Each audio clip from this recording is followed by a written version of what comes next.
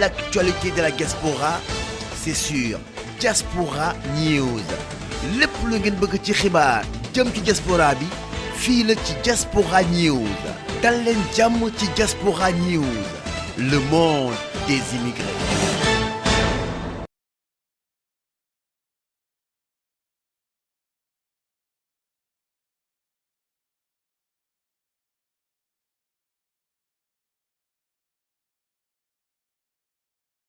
Ndour war nga mën jàpp Ousmane Sonko. Non, mais c'est différent, grand.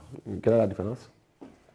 Sonko ñu dugg ci dossier Adji Sarr bi Sonko dañ kaa accusé ñu ne dafa violer une certaine fille demoiselle du nom de Adji Sarr mais grand gis nañ li nekk ci affaire bi au niveau de la gendarmerie. gis ngeen yéen. Non, Sénégal yëpp gis nañ lan lañ gis. gis nañ que ni Adji Sarr vraiment grand viol amu fa quoi. tu l'assumes. Non, loolu c'est-à-dire xam nga aussi. Non, dama ne ndax tu es dans dama ne ndax tu es en train de poser une question puis bien tu affirmes. Non, yow dama lay laaj. Non, tu es en train de me poser une question. Dama lay laaj grand. Maintenant, quelle est la différence entre accusation et accusation? Accusation. Sitor Ndour jigéen moo ko accusé ba léegi mënoo wax ne Sitor moo ko def. Est-ce que le sperme qui a été retrouvé sur la jeune fille appartient à Sitor Ndour? Non, mais grand loolu. Non, dama lay non droit laa lay wax. Je suis en train de parler de droit. boo fekkoon nit di rendi nit. il a la présomption d'innocence. taxul mu rey ko. Non wax ma taxul mu rey ko de il a la présomption d'innocence ba keroog mu taxaw devant la barre. Ok. Adji Sarr dafa accusé Ousmane Sonko. xam nga yéen la ngeen war a lijjanti. Ousmane Sonko dem na fa wala demu fa. c'est vrai que dem na fa. xam na Adji Sarr wala xamu ko c'est vrai que xam na ko. wéet naag Adji Sarr wala wéetu fa c'est vrai que wéet nañ. donc la fa xew tribunal la koy àtte. c'est pas ay liveurs. c'est pas ay influenceurs du man du ñeneen beneen boor bi nous sommes dans la touche nous sommes dans l'opinion. Le droit moo institué ni si quelqu'un dafa accuser quelqu'un de viol. ñu ubbi une information judiciaire crime la. kiñ jiiñ bu demee ba taxaw jàkkaarloo ki ko jiiñ jàkkaarloo koy laaj day tontu Ousmane Sonko tontuwul ci loolu bu leen ko tontuwul. Ousmane Sonko ndax séq ak Adji Sarr dara wala séq ak moom dara waxul waaw waxul déet dafa ne bu leen ma ko laajati. vous comprenez ndax massage faju nga doon massé wu Sweet Beauté ou pas il n'a pas répondu à ça. Effectivement. Sweet Beauté yow xam nga ni massage faju am. vous comprenez donc non nous tous dañuy on suit xam nañu les salons de beauté comment ça se passe donc maintenant vouloir se mettre à la place de l'accusé pour répondre ko ay questions loolu man dama ci fekk. Effectivement. Je suis pas quelqu'un qui inculpe Ousmane Sonko. Je suis pas quelqu'un qui le disculpe. Je suis quelqu'un qui suit l'information, qui analyse l'information et qui donne son point de vue par rapport à l'information. Merci. Mais dans cette affaire, Sitor Ndour a été plus digne que Ousmane Sonko. xamul ndax parce que Sitor ma nga fee ci kaso bi toog ñu xaar ñu àtte ko bon Ousmane Sonko kaay def test ADN mu ne bu ngeen jotee sama deret boobu maa la ngeen jot pourtant mën na joxe tuflit mën na joxe karaw mën na joxe leneen ak leneen pourvu que maintenant ñu xam ADN bi ko moom il a refusé.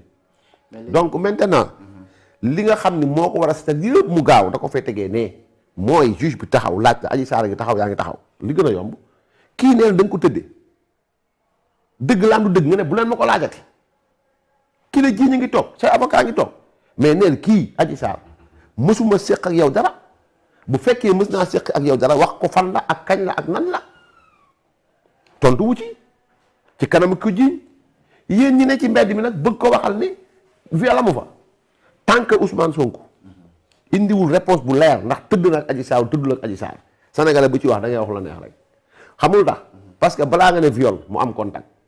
Adji Sarr Ousmane Sonko moo war a wax ndax am na contact ou pas. Maintenant moi je suis pas quelqu'un qui écoute des influenceurs ñu taxaw di génne ay audio est-ce que juge bi àtte ay audio lay àtte buntu tribunal la audio yooyu yem. waaw mais audio yi aussi. Adji Sarr bu ko neexee mu génn toog télé yëpp jàkkaarloog moom mu ne leen Ousmane Sonko defuma dara. xam nga moo am importance ba mu tëjoo ak juge bi ak ay avocat am li mu tontu juge bi. maintenant devant la cour maintenant bu Adji Sarr toogee ne Ousmane Sonko defuma dara dans ce cas elle est dans une juridiction de jugement elle est dans un lieu boo xamante moom mooy àtte mais la rue n'est pas faite pour juger dans la rue on donne son impression dans la rue da ngay joxe sa xalaat ci mbedd mi xalaat moo fa am bañ nañ ko ba journaliste yi wax sa xalaat la ñuy def noo ko gisee noo ko déggee juge bi nekkul ci loolu juge bi il est dans les faits juge bi dafa nekk ci li nga xam moom mooy yi am Ousmane Sonko dem nga wala demoo dem naa xam nga wala xamoo xam na wéet nga wala wéetoo wéet na maintenant nag la tax ñuy atte mooy séq ngeen wala séqu leen bu dee séqu leen na ko leeral bu dee séq ngeen ndax c'est forcé ou c'est pas forcé viol loolu la de amul leneen. léegi foofu noonu. voilà li nga rebondir am na solo trop li nga wax nii ci kaw Sonko bi est-ce que maanaam ku ñu jiiñ góor bu ñu jiiñ viol rek automatiquement da ngaa war a dem mandat de dépôt. si bu fekkee ne juge bi la muy xaar ci yow xam nga le juge moom mooy décerner ay mandat de dépôt. non autant pour moi dama au niveau de la ci enquête bi quoi maanaam automatiquement bu ñu la porter plainte dañ lay mettre en garde à vue. non xam nga garde à vue au fait procédure dafa am lu ñu wooyee de la garde à vue garde à vue c'est l'officier de police judiciaire moo lay mettre en garde à vue. Il informe le procureur de la République. Ok. Automatiquement. C'est-à-dire s'il y a plainte l'officier de police judiciaire day jël plainte bi bu jëlee plainte bi mu imputé ko un inspecteur bu dee gendarmerie ñu imputé ko un officier de police judiciaire mu def enquête il informe le procureur de la République procureur de la République maintenant moo koy wax defal enquête ci nangam ak nangam ak nangam bu defee enquête nag maintenant dañ lay déglu yow mi ñu jiñ viol maintenant boo demee ñu ne Ousmane Sonko bañ ko planté woon nañ ko mooy du wuyu député la c'est vrai ou c'est faux voilà am na droit bi c'est vrai am na droit bi procureur tëj enquête bi jébbal ko ñu mu ko war a jébbal ba mu ko demee bañ lever immunité parlementaire am boobu temps jóge na ci loxo procureur dem na ci loxo juge Samba Sall c'est comme ça se passe balaa ñu lay wax mandat de dépôt dañuy enquête ci gendarmerie ba wala ci police ba déglu la ngay wax enquêteur bi nag soit mu dal ci noppam mu xam ne li ngay wax ni lu leer la comme midi wala li ngay wax ni leerul mu jébbal leen ci procureur de la République procureur de la République bu demee déglu leen des fois nga dégg retour de parquet dellu leen nga laajaatal ma nangam nga dellu soit ñu laajaatal la après ñu jël leen débbulaat loolu mooy déféré devant le procureur maintenant boo ñëwee bañ déféré devant le procureur maintenant da lay déposer wala mu bàyyi la nga dem maintenant boo yoree mandat de dépôt mooy jébbal na la ñi nga xamante ni ñoom ñooy le pouvoir judiciaire maintenant moom li muy liggéey le pouvoir judiciaire da ko ciy dimbali dans ces cas dañ naan le procureur demande au juge d'instruction mooy jébbal na dossier bi le doyen des juges qui saisit benn cabinet mu jox ko cabinet premier ba 8e nangam sangam jébbal nañ ko jox nañ ko kooku maintenant il va ouvrir une information judiciaire nag maintenant mooy que l'enquête bi njëkk def bu neexee sax juge bi mu bañ cee tenir en compte mais moom comme ni nga de njëkkee def enquête noonu lay defee enquête mooy ñëpp ñi nga xam lim nañ leen dina leen woo mu dégluwaat ñëpp maintenant confrontation bu ko neexee mu def confrontation mooy mu teg la teg kii bu nekkee ni yéen ñaar la ngeen wax dafa wuute Adji Sarr nee na Ousmane Sonko da ko yàqataan Ousmane Sonko bañ ko woowee auditionné ko Ousmane Sonko nee na du ma tontu laaj boobu parce que dans quelques mois dama war nekk président juge bi donc ginnaaw ba Sonko tontuwu ko ci li mu bëgg dégg moom ndax Sonko sëy nga wala sëyoo ndax Sonko seq nga dara Adji Sarr loolu moom bu ko waxoon juge bi day di koy dimbali pour juge disculper ko maanaam mu am présomption de voilà donc présomption voilà d'innocence si moom maintenant juge da ko laaj mu ne ko du mën a tontu parce que dans nangami weer je serai président Adji Sarr moom taxaw ci fa mu taxawoon ne da koo yàqataan juge bi woo leen ñoom ñaar ñëpp Adji Sarr toog Ousmane Sonko toog mu ne Adji Sarr waxal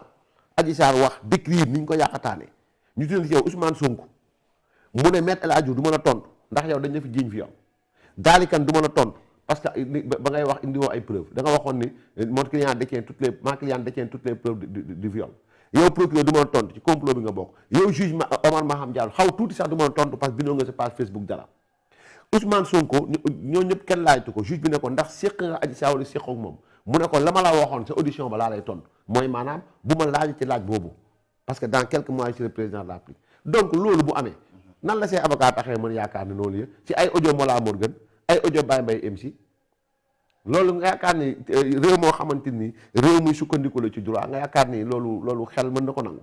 léegi foofu noonu ma laaj la tey jii comme par exemple bu ma amoon problème ak nit ñi moom ma nekk victime ma porté ko plainte accusé ko ne yow yaa ma def lii mais man damaa war a andi preuve que ni lii laa koy accusé wala man waruma andi preuve. xam nga ça dépend ci ban preuve ngay wax je donne un exemple xam nga yow mi ñu sàcc dugg sa kër sàcc la xam nga mën nga bañ am preuve ne dañ maa sàcc da nga dem porter plainte contre X non plainte ak preuve comme yàlla ak yàlla te quand on porte plainte da ngay dem nga ñaxtu ci yoon pour yoon def liggéeyam da ngay porter plainte contre X dañuy jël sa calpe am nga preuve ne dañ diw moo jël sama calpe marché Colobane non amoo ko maintenant dañ naan fan lañ la sàccee au fait maintenant boo waxee fan lañ la sàccee yoon def liggéeyam def l'enquête ca fañ la sàccee bokkul maintenant ak diw daf ma yàqataan nga am certificat médical médecin bi ne des prélèvements ont été faits en vue de test ADN nga yaakaar ne juge bi lay wax ni kaay def test ADN téewul dara c'est-à-dire y a rien du tout lu juge bi xanaa ngelaw lay defee test ADN benn ñaareel mooy nga yaakaar ne depuis Samba Sall si Ousmane Sonko le juge n'avait aucune preuve amul dara lu mu téye daañ lever immunité parlementaire am noonu nga yaakaar ne bu fi juge bi téewuloon benn preuve daañ ko mettre sous contrôle judiciaire nangu passeport car loolu gëm ko sax mooy les gens ne comprennent pas nan la yoon di fonctionner maintenant juge bi ak lam téye parce que procureur partie la ci procès ba Adji Sarr ay avocat partie lañ ci procès ba ak lañ téye Ousmane Sonko ak preuve complot bi mu téye devant la barre devant le juge ñoom ñëpp kenn ku ne day génn lim yor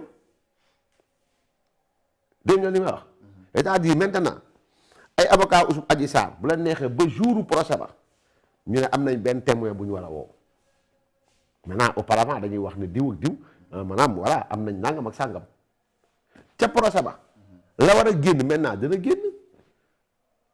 et là Sonko sera obligé mu génne preuve aussi. non moom nee na preuve complot la wax moom la am moom plainte na pour complot non nee na plainte na pour complot. mais boobu waaw na xaar procès am mais dama ne ligne défensive avocat wu Adji Ousmane Sonko par rapport à l'accusation de viol mooy Ousmane Sonko tëdd na ak Adji Sarr tëddul ak Adji Sarr cette question a beau ñu trembler nii ci mbedd bi a beau ñu génnee audio Ousmane Sonko aura à répondre à cette question devant le juge s'il ne répond pas il est bon pour le ñuuf te loolu kese la le juge bi lay àtte soxlawul di xool ndax Mollah Morgun def na live teg Baye Mbaye MC mi wax ak Adji Sarr le juge bi déglu loolu de il ne l'écoutera pas déjà c'est pas recevable maa ngi ñëw ma lay expliquer c'est pas recevable ñaar bi mooy le juge bi lay àtte xam nga la soxla xam kii da lay jiiñ viol tu étais dans les lieux du crime ou pas ndax fañ la jiiñee yaa ngi fa woon wala neewoo fa maa ngi fa woon da lay jiiñ viol ndax tëdd nga ak moom wala tëddoo ak moom ah voilà Ousmane na tontu ci loolu Ousmane na tontu ci loolu maintenant si Pastef bëgguñu Pastef li ñuy daw mooy devant le juge Adji Sarr va faire l'anatomie de Ousmane Sonko il va décrire comment est Ousmane Sonko loolu day participer ci mu gën a étayer ay propos yaram bi nu mu mel fan la am léegi lan la soloon kala soo mel nan la soloon ça c'est des preuves claires loolu ay mbir la yoo xam ne Adji Sarr xam na ko te dina ko wax devant le juge. maanaam procès DSK bi quoi. procès yàq der bi. non du yàq der bi jiitu mooy nga bàyyi say ñaari jabar dem fi ñu ne yàq sa der. mais grand est-ce que xam nga ne. dañ ne ñamal la kaay yu sa yaay mu ne sama yaay du ma woowee paaka. mais grand est-ce que xam nga ne Adji Sarr aussi am na beaucoup d'incohérence ci waxam yi. ci Ousmane Sonko ko ëpp incohérence foofu seulement Ousmane Adji Sarr rek ngeen di déglu Ousmane Sonko tàmbali ba ngeen di déglu. waaw gaaw ñu ci incohérence Sonko. Sonko lu mu leen waxoon. allez-y waaw. Sweet Beauté am nañu attestation bu leen état jox ne massage thérapeutique la ñuy def. loolu dëgg la c'est des mensonges. Ndeye Khady Ndiaye dafa jàng école Ndeye Khady Ndiaye buy wax sperme déglu ko rek ni mu koy waxee Adji Sarr jàng na école. mais am na ñoo Aïssata Ba non waxuma loolu Ndeye Khady Ndiaye carte d'identité maa ngi ak moom signé sax mënu ko elle ne sait pas signer kooku mooy thérapeute bi moom moo remplacé docteur Sikla bi moo remplacé docteur Wardini moo remplacé ces gens là qui ont fait 50 ans comme dem def spécialité Ndeye Khady Ndiaye musul maanaam Dramé Escale la doon jàngee ñu dàq ko mu am jëkkër ñëw fii di sëy Cambérène 2 sëy bi jàllu mu dem nekk ci masseuse kooku fu mu jàngee thérapie Ousmane Sonko nee dañ ko wax ni salon bu mucc ayib boo xamante ni ndax ñoom ay professionnel lañu professionnel dans le radical du mot professionnel c'est profession. Quelle profession? Thérapie. Ndeye Khady Ndiaye fu mu ko jàngee benn fen a ngi noonu banqal rek dama lay wax. ñaareel bi mooy nee na daa toog 10 minutes la xale yi def maase ko dans les procès-verbaux lui par Pape Alé Niang lui-même Ousmane Sonko avant 21 heures la fa dugg génn 23 heures. nee na daa toog Aïssata Ba nee na moom moo jox Ousmane Sonko sarbet balaa muy maase wu daa sangu woddoo sarbet tëdd nii ñoom ñeent jël ay loxoom comme ni ñaari jabaram séqi ko woon Ziguinchor Adji ak Aïssata Ba noonu lañ ko séqi woon biir salon Sweet Beauty. ah déet dama lay wax moom sa 4 mai la. Sonko taatu naan quoi. moom dana ko leeral ah en tout cas Mollah Morgun nee na tubéy bu tooy xepp la ñibbee man ça me pose problème mais en tout cas tubéy bu tooy ou tooyut en tout cas xel maanaam wax bu dofee nopp yi koy déglu moo war a wér.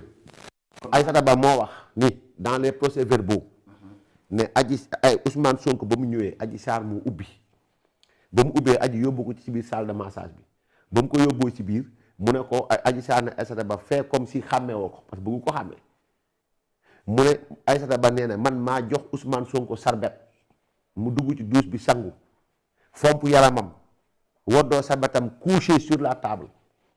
taatu naan quoi. ah déet moom sarbet bu nekkee sol na caleçon it moo xam en tout cas couché sur la table maintenant tëdd si table ji ñoom ñeent 4 mai ñoo commencé Ousmane Sonko da leen waxoon dafa toog kii laal fii kii laal fii.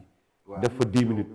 oui def fa 10 minutes mu dem ñibbi xam nga loolu ay fen la ñeenteel bi mooy ba muy wax ak yéen enveloppe la ubbi bu 10 nee na loolu mooy dossier médical am balaa muy sonn dem di jëli ji rapport gendarmerie kay na yóbbul juge bi seet feebar boobu mooy tontu ndax Sweet Beauty salon thérapeutique massage thérapeutique la ñuy defam déet dossier bu 10 la yor nee na yaayam sax da ko doon di wutal ba muy nekk gën a nekk xale graisse yeew donc loolu c'est clair ça veut dire que maintenant il est dans le dilatoire.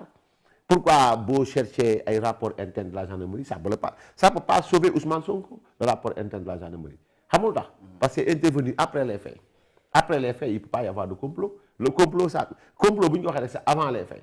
Mais madame Yodal, qu'est-ce que Sonko il faut monter de quoi? Ah non, tout le monde la dépendre. Moi, il faut monter. C'est une sëy ndax sëy bi c'est forcé ou pas. Bu nekkee sëy na te forcé wul loolu moom mbiram la moom Ousmane Sonko. C'est pas mon problème.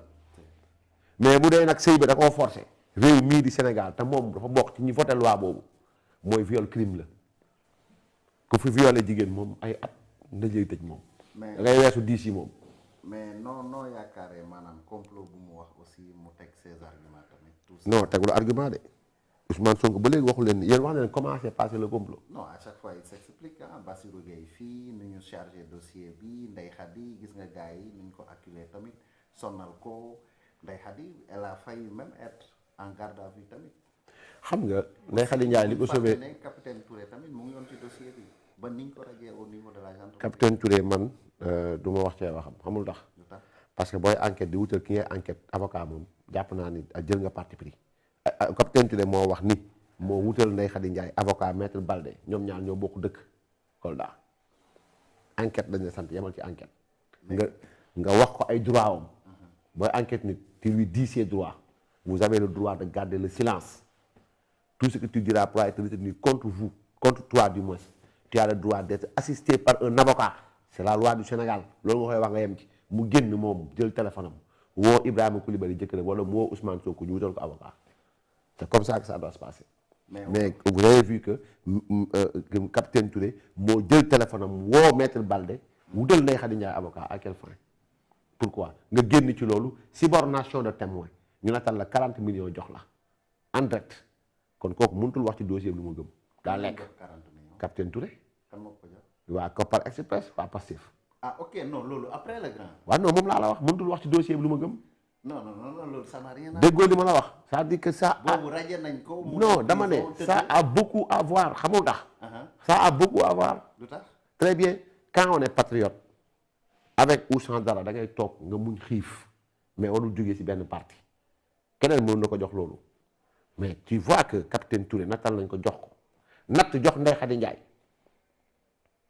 ça veut dire quoi. mais Ndeye Khady aussi bu ñu fàtte ne am na lu mu waxoon grand. parce que la wax on lui avait promis même 15 millions plus que ça même. xam des nga numéros privés yoo xam ne. yéen journalistes yi gis ngeen Babacar Touré Kewoulo déglu Ndeye Khady Ndiaye ba mu jeex ba léegi joxu leen ni maanaam capture d'écran ban heure lañ ko woo ak numéro privé bi ko woo dañ koy jox c'est-à-dire que dafa yomb nga toog naan jox nañ ma 15 millions wala dig nañ ma 15 millions nee na woon capture d'écran bi c'est plus aisé c'est plus facile. non loolu du moom amul pour wane ko au niveau de la. ankay am na pour wax ne xaaral rek am na pour wax ne dañ ma dig 15 millions pour ma changer version. loolu la non wax na loolu. waaw moo ko wax. waaw maintenant wax ji doo ci yem laa da ngay jël capture d'écran heure ba ak numéro privé bi la woo. nga dem jox ko réquisition Sonatel xaaral rek dama wax réquisition Sonatel ñu génne numéro privé bi daal kan la léegi. nangu naa li nga wax mais loolu j'espère bien que yeggee na ko juge d'instruction. non ban juge d'instruction. ah Ndeye Khady woon nañ ko fi. non dama ne déggoo li ma la wax de dama ne la. Ndeye Khady Ndiaye loolu moom gisuma ko ci ay ci l'enquête bi doon daw de. kon yow xam nga li ci enquête bi. dama ne la Ndeye Khady Ndiaye ak ni mu mënee wax ak ni mu bëggee sauver Sonko woo nañ la dig la nu mu tudd sax 15 millions Ousmane 40 la wax maintenant léegi yow capturel defal capture d'écran bi heure bi la numéro privé bi woo nga def ko nga jël huissier de justice mu jël ko def nu mu tudd sax def comment dirais-je def attestation bi comme quoi lii am na mu jébbal ko maître Balde dem porter plainte contre ce numéro là pour subornation de témoin rapidement dañ ko doon yóbbu voilà donc. bon Sonatel man je crois que ne xëy na peut-être bon ak yu mu wax yëpp joxe na preuve yi au niveau du juge d'instruction. Khady Ndiaye xam nga la fa wax te Khady Ndiaye nee na téléphone am dañ ko dogaale yoonu kaw wax nangu ko loolu la wax. loolu rek la fa wax. donc le capitaine Touré. je pense que il a été convoqué même par le juge donc xam nga capitaine Touré wax na Pape Alé Niang mu koy dégg mu ne ko lii nga liir nii man ak yow ñoo ko gisandoo muy le procès verbal bii gaa yor ci mbedd mi gis ngeen nii ba ñu woowee Ousmane Sonko li Pastef njëkk def via Bassirou Diomaye Faye mooy taxaw ne juge bi réeral na procès verbal bi c'était pour mettre dans la tête des gens que ni procès verbal modifié nañ ko c'était toujours dans le logique de complot. ce qui libération même. très bien merci beaucoup. fekk ne la ñuy wax daal ils étaient en train de préparer l'opinion beneen bi mooy dama la wax ni les audios sont irrécevables peut-être ñenn ñi mën nañ jàpp ne nit ki dina def li nga xamante mooy caméra de surveillance buntu këram bon voilà caméra de surveillance amul ku ko war a mën a def sa buntu kër lu dul dañ lay forcer par force da ngay def ni ici caméra de surveillance. boo ko ci bindul au vu de la loi koo filmer jël nga image boo xam ne image yu jàmbur la bàyyi may im fekkee ni audio yi dëgg la est-ce que ba muy enregistrer Adji Sarr elle a obtenu l'autorisation de Adji Sarr ou pas si Adji ne l'a pas autorisé pour mu enregistrer ko c'est irrecevable au tribunal tey jii boo defoon caméra de surveillance quelque part sans pour autant nga def moo tax foo fekk caméra de surveillance da ngay gis ñu bind fii am na caméra de surveillance donc loolu la maintenant quant à beneen bi nga xamante ñoom dañ ci sukkandiku mooy le certificat médical le docteur Alfousseyni Gaye li mu wax nu mu tudd sax comment Babacar Touré Kewoulo foofu laa bëgg attirer attention sénégalais yi. parce que léegi il a dit que ni deful prélèvement il a fait écouvillonnage la def mooy comme da ngay jël benn tube da ngay jël comme lu mel ni kii nga laal ci buntu awra bi laal ci biir après nga tëj maintenant test ADN bu ñu la ko waxee nekkul ci sperme bi. en tant que tel nekkul déedéet en touchant la table je laisse mon ADN. effectivement donc foofu awra bu duggee rek xam nañ kat moo ko moom voilà. ce qui veut dire que ni Sonko le fait d'être dans le bureau du doyen des juges bàyyi na fa empreinte am. déedéet xam nga loolu même doyen des juges bu ko bëggoon tey Alfousseyni Gaye sous-scellé bi mu yor buñ doon def tey test ADN avocat Ousmane Sonko day taxaw. avocat Adji Raby Sarr peut-être mën nañ ko bañ a fekkee sax mais avocat Adji Sarr dañuy taxaw bu leen neexee procureur day taxaw juge d'instruction taxaw moom dañ ko wax moom na tànn expert boppam ñoom justice ñu indi expert ñu taxaw ñu xool ay expert am jël test bi nga xamante ni jël comment dirais-je prélèvement yi nga xam moom la docteur Alfousseyni Gaye def ñoom ñu defal ko seen bopp xam nga loolu clair na nen du ko def xam nga nag comprendre li moo xam ne donc maintenant voilà donc tout cela mais docteur Alfousseyni Gaye en voulant aider Ousmane Sonko da ko enfoncé parce que wax na ni dafa mujj wax de ba dugg ci psychologie je sais même li ma la wax nii dans la lettre réponse bay avocat Ousmane Sonko jébbal ki nga xamante mooy le juge d'instruction le 2 janvier 2023 ak le numéro yëpp li nga xam mooy numéro dossier bi xam nga luñ ci tontu ñoom pour non-lieu audio Baye Mbaye MC dañ ci dugal émission docteur Alfousseyni Gaye ak Babacar Touré Kewoulo loolu lañ dugal répondre ko pour am non-lieu sans argument juridique nga yaakaar loolu mën na sauver Ousmane Sonko. non loolu du dem. voilà très bien demandez leur nañ génne je les défie nañ génne Sénégalais ñu wan leen lan lañ bind lan lañ répondre juge bi loolu lañ koy dugal ay live boola am organe yooyu noonu audio yooyu noonu yooyu lañ def sous clé jox ko juge d'instruction ak lan émission Babacar Touré Kewoulo ak Alfousseyni Gaye mais il leur faut des arguments juridiques clairs basés maintenant sur le droit pénal sénégalais et le code de procédure pénale du Sénégal ci ni ñuy toppee nit notamment en tous ces articles yi nga xam relatifs au viol sans cela Ousmane Sonko est bon pour nombreuses années dans le Ñuuf à Rebeuss président bi nekk xanaa mu nekk président chambre quelque part dans nos prisons yi nga xam moom lañ décerné ñuy violé waate voilà. Toute l'actualité de la diaspora, c'est sur Diaspora News. lépp lu ngeen bëgg ci xibaar jëm ci diaspora bi fii la ci Diaspora News. dal leen jàmm ci Diaspora News, le monde des immigrés. Toute l'actualité de la diaspora, c'est sur Diaspora News. lépp lu ngeen bëgg ci xibaar jëm ci diaspora bi fii la ci Diaspora News. dal leen jàmm ci Diaspora News, le monde des immigrés. Toute l'actualité de la diaspora, c'est sur Diaspora News. lépp lu ngeen bëgg ci xibaar jëm ci diaspora bi fii la ci Diaspora News. dal leen jàmm ci Diaspora News, le monde des immigrés.